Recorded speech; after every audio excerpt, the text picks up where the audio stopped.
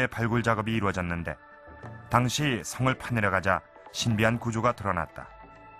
성의 바닥은 뻘로 구성돼 있었으며 그 위엔 판축 기법으로 흙을 쌓아 올렸는데 이곳에서도 흙 사이에 나뭇가지와 나뭇잎이 발견됐다.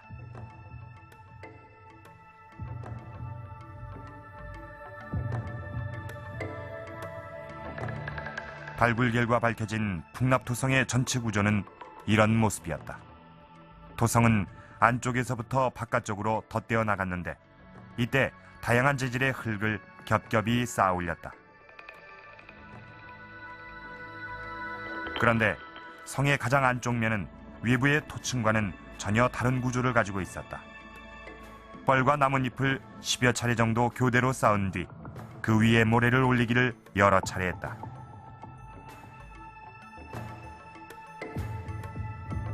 그리고 그 안쪽과 위에 돌을 쌓아 올린 뒤 마지막으로 흙을 쌓아 올렸다.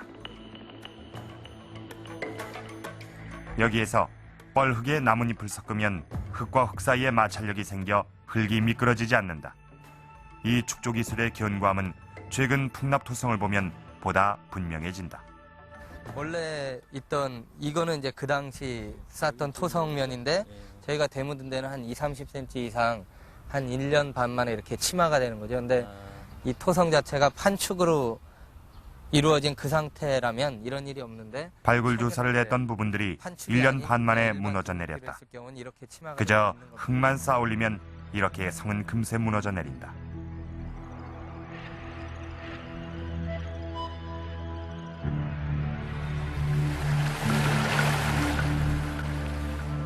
풍납토성의 원래 높이는 지금의 2배가량 됐다고 한다. 이 거대한 토성이 무너져 내리지 않고 수천 년 세월을 견딘 비밀은 나뭇잎을 이용할 줄 알았던 백제 특유의 토성 축조 기술에 있다.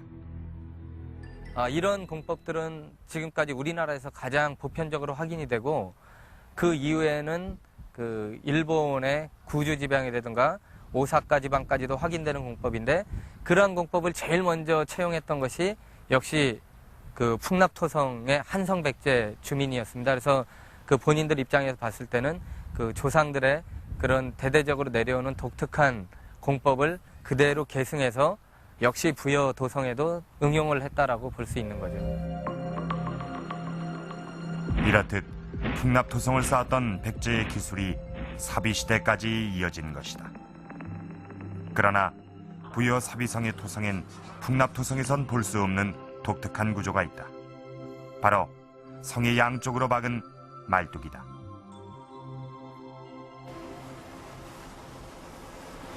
말뚝의 용도는 무엇일까?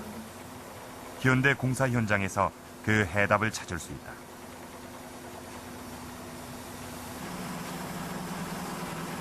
이곳은 29번 국도 확포장 공사 현장. 원래 뻘층이었던 이곳에서도 사비성과 비슷한 공법이 이용되고 있었다.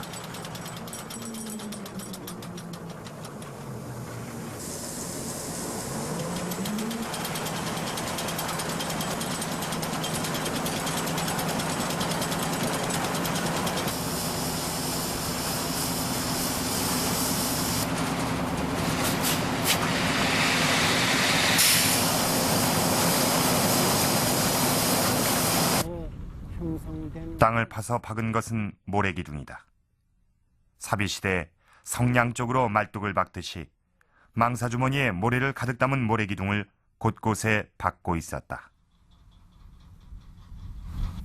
이 지역은 예전에 바닷물이 들어와서 형성된 뻘층입니다. 깊이가 약 12m로 연약지반이 형성되어 있는데 이러한 모래기둥을 박아서 물을 빼줌으로써 안밀치마, 즉 물을 빼줌으로써 집안의 흙을 단단하게 하는 공법이 되겠습니다. 연약한 뻘층을 단단하게 만들기 위한 공법은 촘촘히 박은 모래기둥 위에 고강도 매트를 까는 것으로 끝이 난다. 모래기둥과 고강도 매트가 어떻게 연약한 뻘을 단단하게 만들어주는 것일까?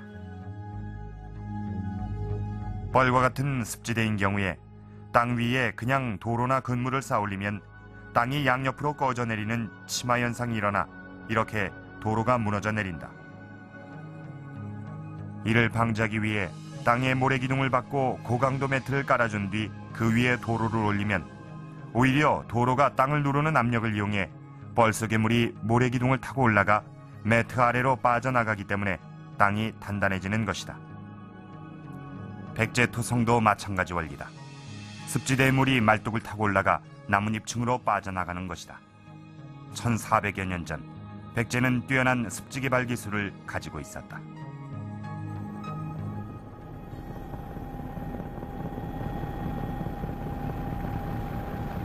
이렇게 산 능선을 따라 이어지던 성은 평지까지 이어진다. 그리고 왕포천이라는 작은 하천을 만나게 된다. 이곳에선 또 어떻게 성을 쌓았을까? 그래서 이 하천 처리를 어떻게 했을까 하는 것이 대단한 그동안의 궁금사항이었는데 마침 저희가 발굴 조사를 해본 결과에 그러한 단서를 일부 찾을 수가 있었습니다. 하천 주변을 발굴해 본 결과 성 바깥쪽을 따라 폭 40m가량의 청회색 토층이 나타났다. 이는 이곳에 물이 고여 있었다는 중요한 단서다.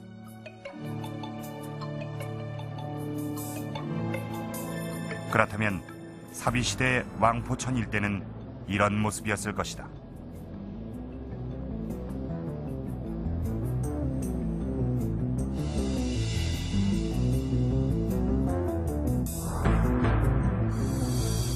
산에서 이어내려온 성이 하천을 만나게 되자 다리를 만들고 그 바깥쪽으로 40m 폭의 해자를 만들었을 것이다.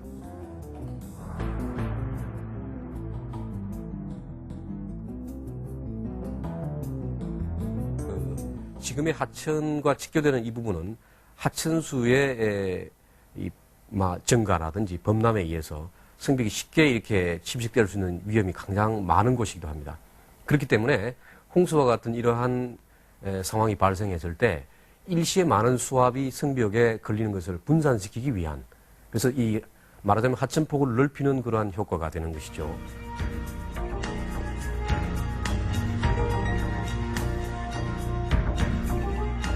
이렇게 하천을 지난 성은 또다시 산을 지나고 평야를 지나 결국 부여시 동쪽 외곽 전체를 긴 성으로 두르게 된다. 1400년 전 사비성은 도시 전체를 성으로 두르는 독특한 구조를 가지고 있었다.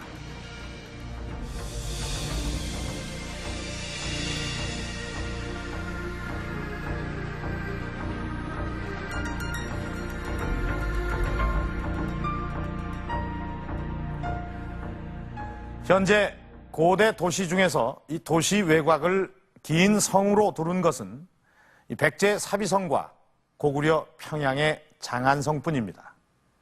그런데 이 장안성의 축조 시기는 593년으로 추정되고 있고 이 사비성은 538년 성왕 때 백제의 새로운 수도가 되었습니다.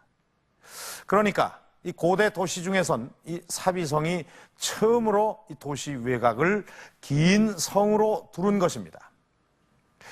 이 산과 평지로 이어지는 이 도시 외곽을 무려 6.3km에 이르는 긴 성을 쌓아 올린 대역사. 이것은 백제의 토목 기술력의 성과였습니다.